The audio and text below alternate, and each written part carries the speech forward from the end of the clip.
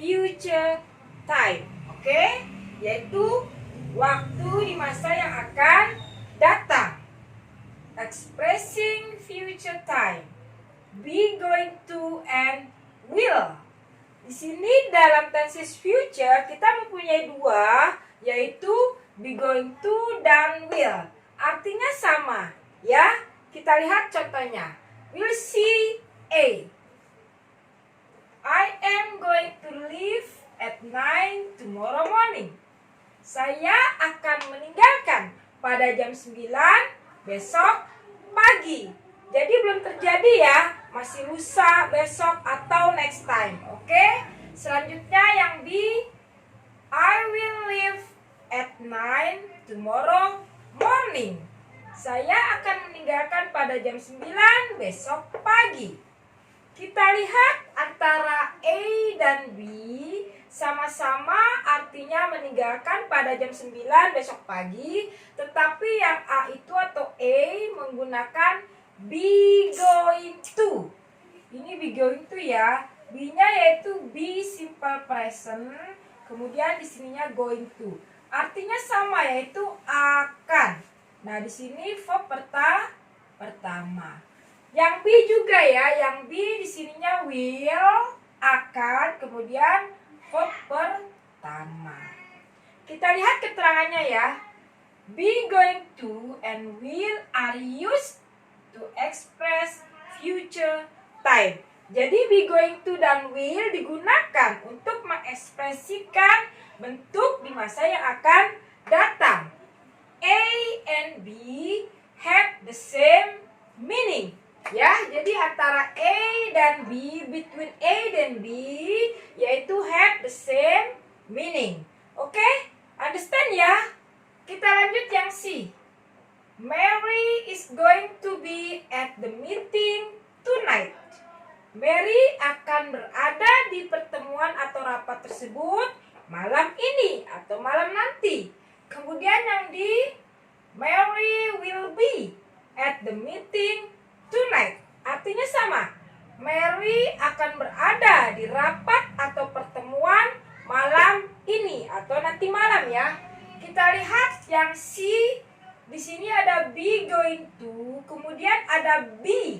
B-nya bukan ism R ya, tetapi dia letakkan B. Huruf B dan E ya. Ingat ya, remember. Penggunaannya untuk apa? Nanti Miss jelaskan. Di sini B-nya be simple present, yaitu ism R. Kemudian kita pakai going to seperti yang di nomor A atau E. Lalu kita letakkan lagi B. Kenapa? Karena posisi di sini tidak ada kata kerjanya, sedangkan A dan B ada kata kerja pertama.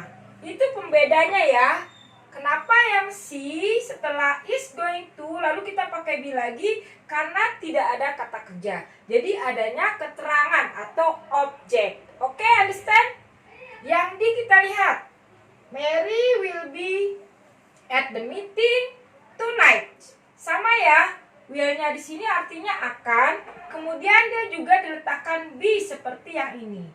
Ya, karena tidak ada kata kerjanya. Jadi rumus dari simple future tense adalah ini ya, Miss kasih di atas. Dia pertama adalah subject, kemudian will atau be going to. Nih ya. Kemudian plus verb pertama baru objek. Ya. Itu yang A dan B ya. Yang A dan B rumusnya adalah subject will atau be going to, kemudian verb pertama lalu objek. B-nya di sini nanti kita akan ketemu dengan is, am, dan are. Oke? Kemudian yang bentuk dari lainnya yaitu tidak ada kata kerjanya, kita menggunakan bentuk subject kemudian will atau be going to lalu plus be lalu objek. Di sini nanti bisa kata benda atau keterangan. Nanti Berarti di sini will atau be-nya di sini tetap is and are ya. Remember ya, kalau kita ingin menggunakan rumus dengan be going to atau will lalu plus be jika kita ingin mengucapkan sesuatu yang tidak ada atau tidak menggunakan kata kerja pertama. Oke? Oke, good. Kemudian lanjut, di bawahnya ada keterangan yaitu number 1 and 2. Kita perhatikan ya, pay attention. A. Why did you buy this flour? B. I'm going to make some bread. Kenapa kamu membeli tepung terigu ini?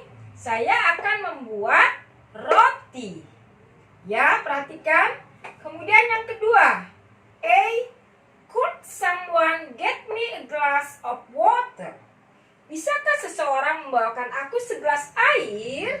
Lalu dijawab, certainly. I'll get you one. Saya akan membawakan untukmu satu. Would you like some ice in it? Akankah kamu suka ditambahkan es di dalam air tersebut? Oke? Perhatikan baik-baik, pay attention. Yang di atas menggunakan be going to. Ini singkatan dari is, am, kemudian are ya. Yaitu I am. Oke? Jadi ada apostrof di atas atau koma di atas, lalu singkatan dari I am ya. Kemudian yang percakapan number 1 menggunakan going to, sedangkan percakapan number 2 menggunakan will. Di sini ya. Ini will, singkatan dari I will. Ini adalah verb pertamanya, kemudian ini ada verb pertamanya ya. Jadi tidak menggunakan be lagi, oke? What the difference between how to use going to and then will? Oke, kita jelaskan di sini ya. The use of shall atau with, I or we. Jadi kalau kita menggunakan shall, ini keterangannya bukan ini ya, tapi nanti will ini boleh kita pakai untuk shall, artinya sama ya, tapi shall ini digunakan untuk I dan we saja, tapi jarang-jarang orang menggunakannya ya, kebanyakan menggunakannya will, karena di sini nanti untuk ucapan atau percakapan dalam bentuk formal atau resmi ya, kalau will boleh untuk semuanya. Oke, kemudian contoh berikutnya, this chair is too heavy for you to carry alone. Jadi bangku ini tulisannya kurang H ya. Jadi bangku ini sangat berat jika kamu mengangkatnya sendirian. Oke? Lalu I'll help you. Saya akan membantu kamu. Kemudian next, she is going to success because she works hard. Dia akan sukses atau berhasil karena dia bekerja keras atau bekerja dengan rajin. Jadi pembedanya adalah kita menggunakan bentuk going to, kemudian going to. Kenapa? Karena sudah direncanakan sebelumnya. Contohnya, dia akan membuat roti, maka dia beli tepung terigu dulu. Jadi sudah direncanakan. Barulah kita memakai be going to. Seperti contoh yang ini juga ya. Kenapa kita bisa bilang dia akan berhasil? Kenapa? Karena dia sehari-harinya bekerja dengan rajin. Jadi sudah direncanakan ya, karena dia rajin, maka suatu saat dia akan berhasil. Kenapa? Karena dia membeli tepung terigu, maka dia merencanakan untuk membuat roti. Kalau yang menggunakan will gimana, Miss? Itu sudden happen. Jadi kejadian yang tiba-tiba. Contoh, kita membawa penghapus atau eraser, yaitu ke depan. Berarti tanpa direncanakan, kita ingin menghapus whiteboard. Ya, kamu mau kemana? Mau beli ini, mau beli itu ya. Kita pakainya will. Oke? Understand? untuk kelanjutan lebih jelasnya lagi nanti saksikan terus dan subscribe, like, and comment channel Miss Atil lagi. Oke, bye-bye. Assalamualaikum.